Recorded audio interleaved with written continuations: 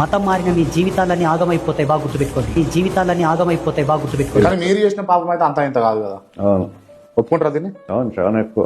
చాలా ఎక్కువ. దాన్ని ఘోర పాపం అంటారు. అంటే బతుకుండంగా మనుషులను బాంబులలో కాల్చేయడము, నెట్టివేయడము, ఎలక్షన్ల కోసము బాంబులు తయారు చేసి మనుషుల ప్రాణాలు తీయడము.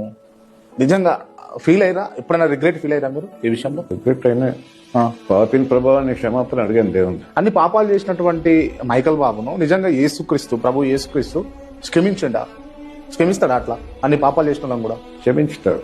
ఎందుకు క్షమించుతాడంటే, నేను రాజకీయాల్లో చేసిన పాపానికి నాకు శిక్ష రావాలి. అయితే నా శిక్ష ఆయన సిలువలో భరించింది. అంటే ఆయన పాపం కాదు, ఆయన ఏ పాపం చేయలేదు, దేవుని కుమారుడు. ఆయన దేవుడు లోక పాపం మోసుకుపోయే దేవుని గొర్రెపిల్లగా బలి అయ్యాడు.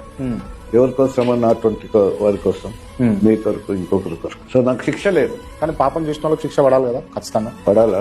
ఆ శిక్ష ఎవరు భరించారు? పాపం చేసిన వాళ్ళకి శిక్ష పడాలా ధర్మశాస్త్రం ప్రకారం. ఆ శిక్ష యేసు ప్రభు భరించాడు కదా. అటు షిఫ్ట్ అయింది.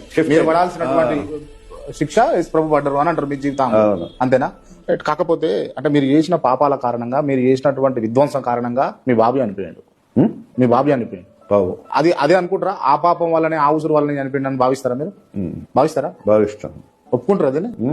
మా బాబు చనిపోయినప్పుడు ఆయన పిల్లలకి 3 years హైదరాబాద్ నుంచి కడప కారులో పోతున్నాం.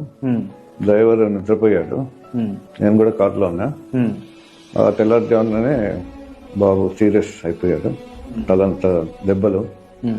ఇంకా హాస్పిటల్కి తీసుకుపోతుంటే దారిలోనే నా చేతిలోనే చనిపోయాడు.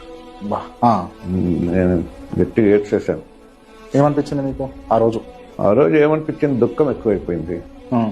తర్వాత గ్రహించుకున్నాను, నేను ఇంత పాపం చేశాను కదా, అది పిల్లల మీదకి వచ్చింది, బాబు మీదకి వచ్చింది. చనిపోయాడు. కానీ చనిపోతే ఎక్కడికి పోయినాడు అనేది క్వశ్చన్ నాకు.